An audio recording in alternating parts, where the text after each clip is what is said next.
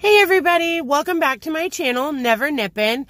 Rachel here, and I am coming to you from my glorious car in yet another parking lot in a hoodie also. Filming in my car is really just easier for me right now. I'm remodeling my house, and every single room and every single surface is just a hot mess. But the home remodel was something that I really hadn't planned on doing. Last year around Christmas time, my house had a car versus house collision.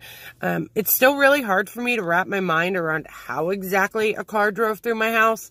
But it did, and homeowners insurance is awesome. So anyway, enough about that. I have had a super irritating morning. I had this plastic surgery appointment that I've been waiting for about a month and a half, 2 months. And I get there, and the appointment's at 11:30, right? And for some reason, doctors always, you wait at least an hour. I just don't understand why, if they make the appointment at 11:30, but you don't go back into the room until 12:30, why don't you just make the appointment at 12:30? I would be so much less irritated. I wait in the waiting room for about an hour, and then they call me back and let me know that he got called into emergency surgery so that they would have to reschedule my appointment. So that's super cool. I try really hard not to be irritated about it, because I know that if I needed an emergency surgery, it would make me feel really good to know that my doctor just got called off and is there.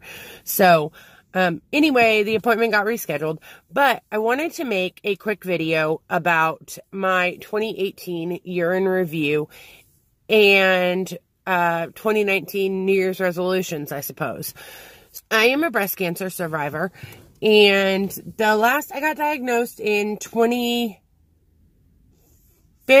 found the lump in 2015, but then my official diagnosis came in 2016. So it's been about 3 years, and I will say that, cancer is hard. Not just the physical, the treatment part of it and the reconstruction surgery and all that. But I'm really surprised, and still continue to be surprised about the emotional wreckage that cancer has caused in my life. So anyway, I want to talk not about emotional wreckage necessarily, but maybe a little. But I've had a lot of really, really wonderful opportunities in 2018. Also, probably one of the hardest years of my life post-cancer, as far as a mental health perspective. Survivorship's a lot harder than you think it's going to be. You know, once you finish treatment, you think, oh, everything's good. You can just go back to your life before cancer, but that's not really how that happens, and definitely not how it happened for me. But in 2018, I got a lot of opportunities to do a lot of really awesome, fun cancer trips. Last year in February, I got the opportunity to go on a snowboarding trip in Taos, New Mexico, with an organization called Boarding for Breast Cancer. And Boarding for Breast Cancer is an organization that provides these boarding trips, surfing, snowboarding, for breast cancer survivors.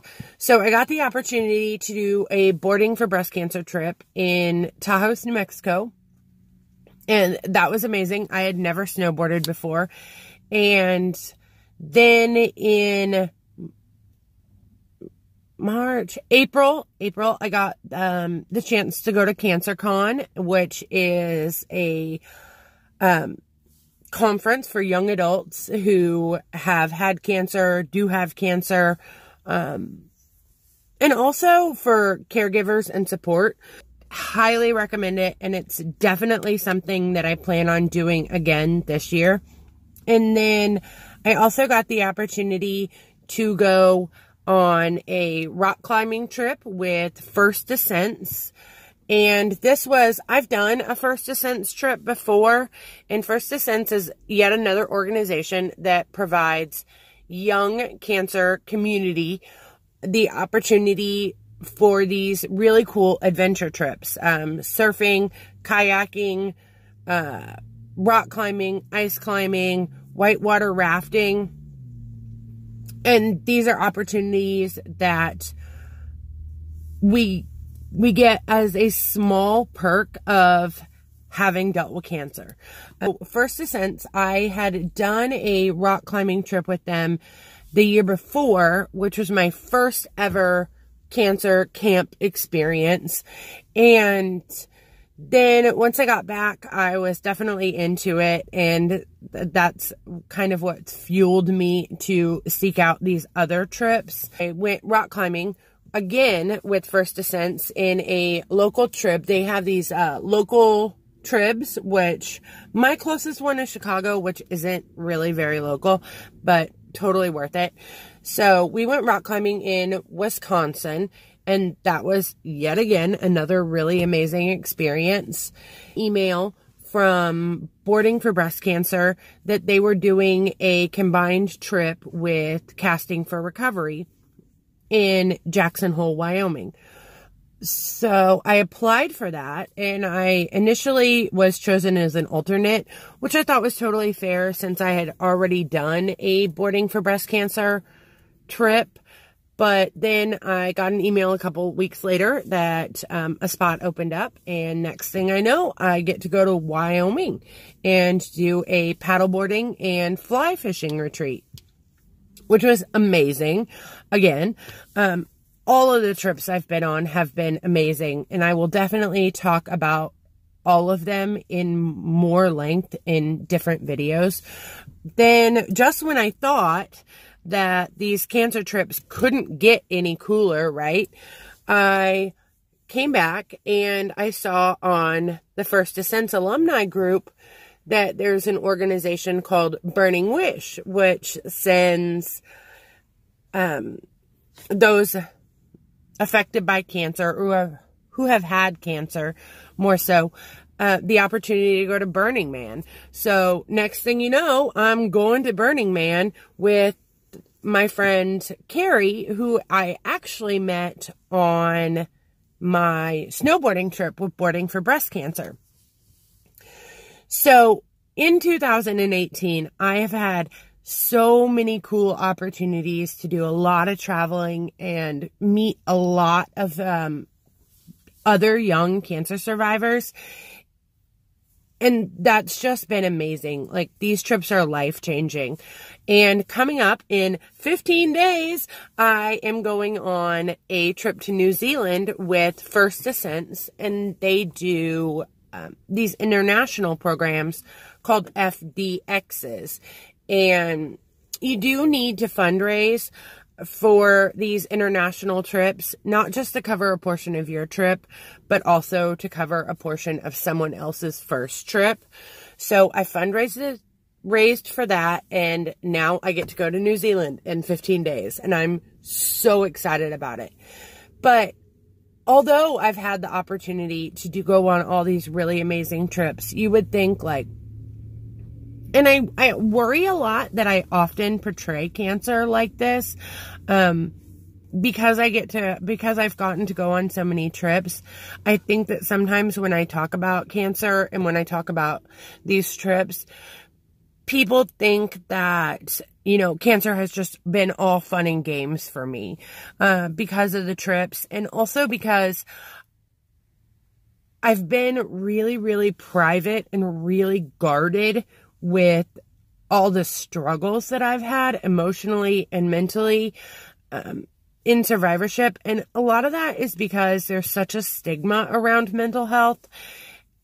And additionally, I just really have a hard time putting myself out there and letting people know that I'm weak and I'm vulnerable sometimes. And that's just something that I've really struggled with. And so I wanted to talk about how while 2018 has been an amazing year for travel for me, it's also been, from a mental health standpoint, one of the hardest years of my entire life. Survivorship isn't all fun and games. And even if someone portrays it like they're so cool about it and it's been no big deal, and that's not necessarily the case. Sometimes people are just more guarded and more private about that stuff. And it's really hard sometimes to share those things with people who just don't understand. So I'm trying to do that with these videos and this YouTube channel. So enough about that. Let's talk about 2019. Like I mentioned already, I'm already starting the year off with a big bang, starting this YouTube channel, making videos, and going to New Zealand. But my goals for 2019 are, first, to do this channel. It's been something I've wanted to do for a while, but I haven't done because I've struggled a lot with mental health issues and depression, which is a topic for an entirely different video. But my goals for 2019 are to start talking about this stuff, to start becoming an advocate for the young cancer community, and to share my experiences, and to open up and allow myself to be vulnerable and exposed to a bunch of random people so that, you know, this perspective gets seen. And also, I have this crazy, interesting life. I had cancer at 35. A car drove through my house. I've gotten to go on all these amazing trips, and just crazy things happen to me constantly. So I wanted to share my 2019 resolutions with you as more so of words than like tasks. So I would say, if I had to pick some words to describe my 2019 resolutions, it is to be more open and to become more visible. I feel like I've spent such a long time trying to be invisible with, you know, even back when I was bald, you know, I tried to hide it and I didn't want people to stare at me.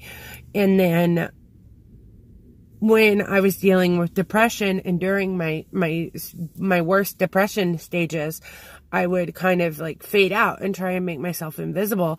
And so that's something I really want to work on this year. And